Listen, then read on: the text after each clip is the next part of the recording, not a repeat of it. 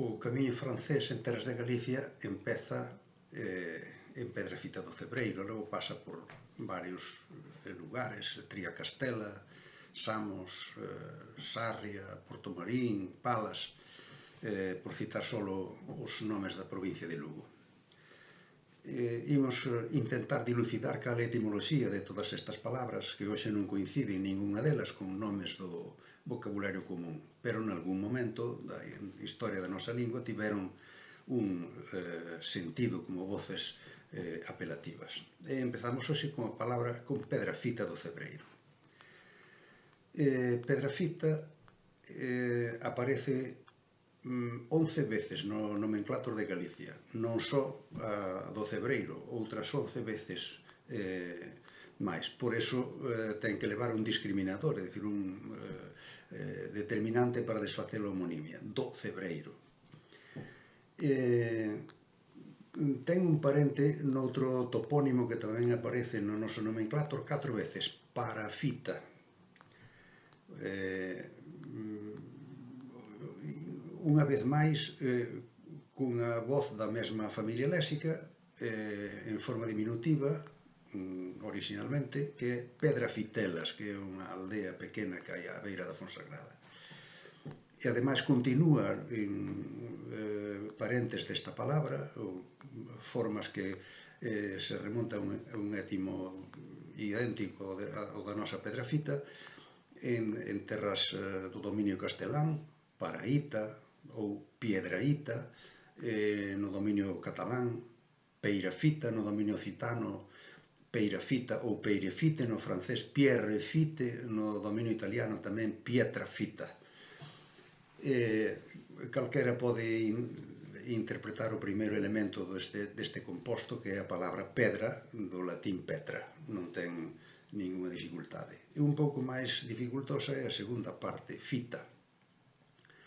Fita é o participio do verbo figere, que significa chantar. Figere desapareceu do noso léxico, non deixou un descendente directo, pero si un descendente indirecto a partir dunha forma derivada, figicare, que é a palabra fincar no galego moderno.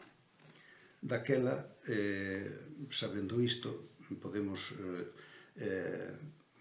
intuir que pedra fita era unha pedra chantada. Agora, é difícil daqui para diante saber o que significaba esa pedra chantada, porque podía ser un menhir, é dicir, un monumento megalítico prehistórico conmemorativo de algo, podía ser un marco para derregar 2 dominios, ou 3, ou os que foran, podía ser incluso un humiliario, pero en calquera caso era unha pedra chantada.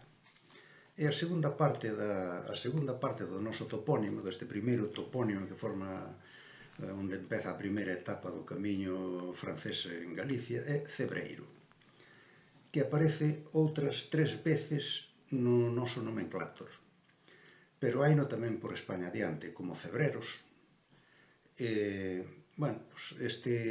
Este sustantivo é derivado da palabra cebro ou cebra, que era o nome co que se designaba un tipo de asno montés que existía aquí e que hoxe está extinto, que seguramente era moi semellante ao que lle chamamos hoxe o nagro.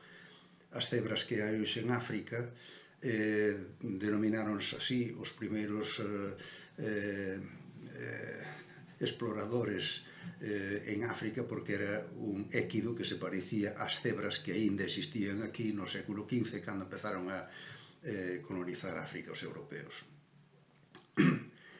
Este cebro, no galego antigo, escribíase con Z e con V. Zebro, había que pronuncialo. E é derivado dunha palabra latina, equiferus, ou equiferus, que significaba cabalo bravo, cabalo fero. Polo tanto, o Cebreiro é un abundancial, un sitio onde había moitos cebros ou cebras.